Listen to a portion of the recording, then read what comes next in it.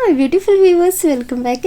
ತುಂಬ ಜನ last ಲಾಗಲ್ಲಿ comment ಮಾಡಿದ್ದೀರಾ, ವೀಡಿಯೋಸ್ನ ಶೇರ್ ಮಾಡಿ, ಶಾರ್ಟ್ಸ್ನ ಶೇರ್ ಮಾಡ್ಕೊಳ್ಳಿ ಅಂತ. ಹಾಗೆ ಪರ್ಸ್ನಲಾಗಿ ಕೂಡ ತುಂಬ ಜನ ಮೆಸೇಜ್ ಮಾಡಿದ್ದೀರಾ ವೀಡಿಯೋಸ್ನ ಶೇರ್ ಮಾಡ್ಕೊ ಅಂತ ಹೇಳಿ. ಇನ್ನು ಮುಂದೆ ರೆಗ್ಯುಲರ್ ಆಗಿ ಬರುತ್ತೆ ಅಂತ ಹೇಳ್ತಾ, ಸೊ ಇವತ್ತಿನ ತಿಂಡಿಗೆ ಪಡವಲಕಾಯಿ ಪಲ್ಯ, ಚಪಾತಿ ಹಾಗೆ ಮ್ಯಾಂಗೋ ಸ್ವೀಟ್ ರೈತ ಕೂಡ ಮಾಡ್ಕೊಂಡಿದ್ದೆ.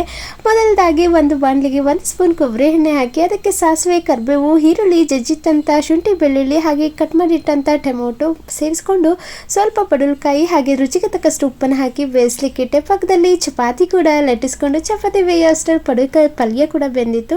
ಅದಕ್ಕೆ 1 ಸ್ಪೂನ್ ಖಾರದ ಪುಡಿ ಹಾಗೆ ಸಾಂಬಾರು ಪುಡಿನ ಬಳಸ್ಕೊಂಡು ಸ್ವಲ್ಪ ನೀರನ್ನು ಸೇರಿಸ್ಕೊಂಡು ಅದಕ್ಕೆ ತುರಿದಿಟ್ಟಂಥ ತೆಂಗಿನಕಾಯಿ ತುರಿನ ಸೇರಿಸ್ಕೊಂಡು 5 ನಿಮಿಷ ಬೇಯಿಸಿದ್ರೆ ಪಲ್ಯ ರುಚಿಯಾಗಿ ರೆಡಿ ಆಗುತ್ತೆ. ಪಕ್ಕದಲ್ಲಿ ಚಪಾತಿ ಕೂಡ ಬೇಯಿಸ್ಕೊಂಡು ರಾತ್ರಿ ನೆನೆಸಿಟ್ಟಂಥ ಚಿಯಾ ಸೀಡ್ಸ್ಗೆ 3 ಸ್ಪೂನ್ ಮೊಸರು ಹಾಗೆ ಮಾವಿನ ಹಣ್ಣನ್ನು ಸೇರಿಸ್ಕೊಂಡ್ರೆ ರೈತ ತುಂಬ ಚೆನ್ನಾಗಿ ರೆಡಿಯಾಗಿರುತ್ತೆ.